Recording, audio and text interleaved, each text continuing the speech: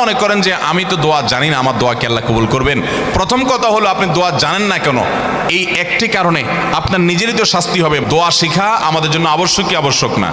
আল্লাহ কোরআনে বলছেন, উদউনি আস্তাজিব লাকুম, তোমরা আমার কাছে দোয়া করো, আমি দোয়া কবুল করব। কে বলেছেন এটা?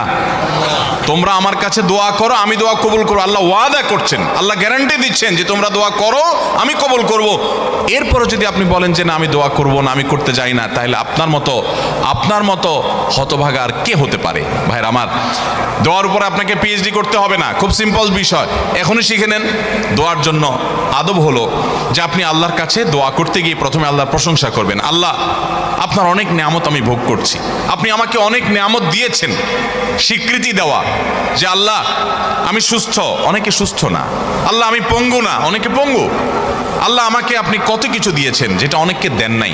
আমার চোখ দুটো ভালো, আমার অনেক নেয়ামত আমি আপনার ভোগ করছি। আল্লাহ,